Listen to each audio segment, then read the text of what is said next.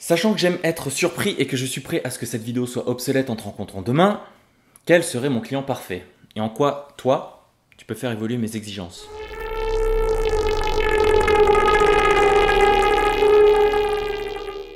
Salut l'artiste, ici Olivier Poinsignon, et si un jour je devais gagner au loto de la clientèle, voilà sur qui j'aimerais tomber et comment je m'y prendrais. Dans un premier temps, il y a un tas de personnalités que j'aimerais pouvoir tatouer, car ça veut dire que je dois passer du temps avec eux et du temps pour eux. Vu que le tatouage est une pratique qui touche autant à ton apparence qu'à ce qu'il y a dessous, l'interaction et les discussions liées au tatouage se doivent d'être honnêtes. Voilà donc qui j'aimerais recevoir et qui j'aimerais accompagner et combler dans cette intimité. Il y a Marc-Antoine Mathieu, qui est mon artiste référent de première ligne et qui a compris comment questionner son médium pour en tirer l'expérience in situ la plus légitime. C'est un de mes objectifs en tatouage, c'est une de mes recherches principales grâce à lui.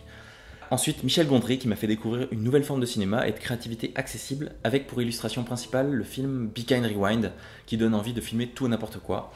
Ensuite, bien que je ne trouve pas sa musique sexy, il y a Mathieu Chédid pour ses performances publiques qui semblent sincères et tous les projets qu'il lance autour. Je pense notamment à son album concept avec l'auteur de Jim Curious, qui est la BD 3D la plus puissante que j'ai pu découvrir. Il y a Jean-Claude Van Damme parce que ce gars repousse tout type de limites et que j'ai grandi avec ses films et que je suis certain qu'on pourrait produire une vidéo OVNI pour l'occasion. Mais je ne pense pas que mon client parfait soit là dans cette liste. Avant de m'installer dans mon atelier privé, je me suis assis devant une feuille et j'ai classé mon travail de l'époque pour essayer d'identifier et de comprendre quels étaient subjectivement mes meilleurs travaux. Et il y a une évidence qui est apparue, c'est que je tatoue mieux et je me sens plus créatif avec les gens que j'ai l'impression de connaître. Mes amis, je les connais, on parle de projets tatouage en traînant dans la rue, en allant sur YouTube, en mangeant ensemble, en allant au cinéma, en se déguisant avec des costumes construits à la dernière minute. Bref, en partageant des banalités de la vie.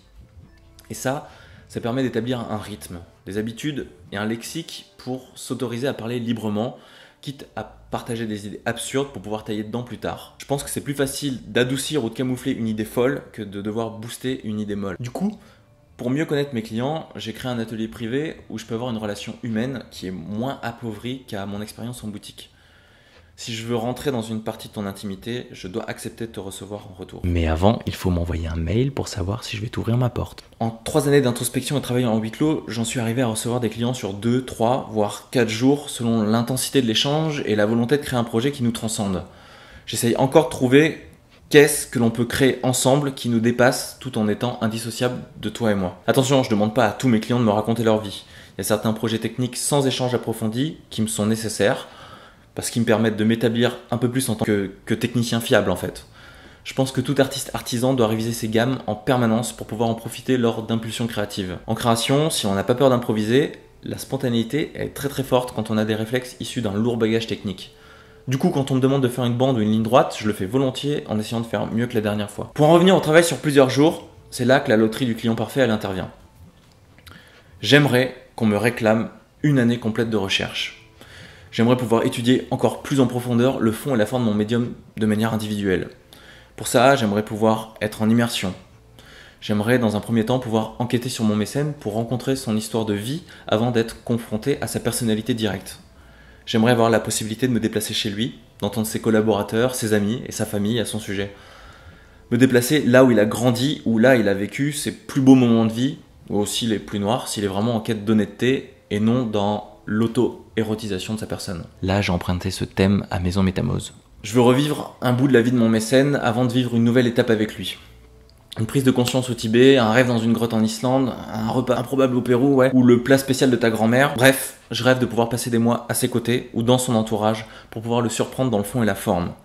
J'aimerais prendre une place dans la vie de mon mécène pour pouvoir être force de proposition comme personne ne l'a jamais fait jusqu'ici dans le domaine du tatouage. Je veux pouvoir lui offrir une expérience inédite, créer un voyage physique et émotionnel. Je veux l'amener à l'autre bout du monde s'il le faut ou récupérer les clés de sa chambre d'étudiant quand il y avait 15 ans, juste pour le tatouer dedans. Je veux investir une galerie, créer un escape game haut de gamme où mon mécène ferait face à des questions de sa vie avec ses amis et où les tatouages deviendraient des clés mentales et physiques. J'aimerais avoir tout en main en fait pour créer l'environnement logique ou faire le tatouage qui rend heureux, le tatouage qui rend fort et objectivement bon. Je veux toucher quelqu'un qui en aurait besoin et qui croirait à son potentiel de rendre le monde meilleur avant de le quitter en passant par le tatouage. Mais là où mon client parfait il serait parfait, ça serait en comprenant que durant cette année passée ensemble, je dois continuer de rencontrer et de tatouer différentes personnes pour enrichir mes points de vue, pour enrichir mon bagage culturel, philosophique et technique. Depuis quelques années, ma culture principale, elle repose sur l'échange quotidien que je partage avec toutes les personnes passionnées qui traversent mon atelier. Les gens passionnés, ils sont passionnants et ils donnent accès à ce qu'il y a de meilleur dans leur domaine quand ils savent le communiquer. Et je pense sincèrement que la majorité de mes clients, ils passeraient un bon moment s'ils se retrouvaient tous dans la même soirée. Bref, les rêves de loterie parfaite sont des axes d'amélioration. Car se poser la question, c'est en avoir envie et se préparer à vivre le meilleur.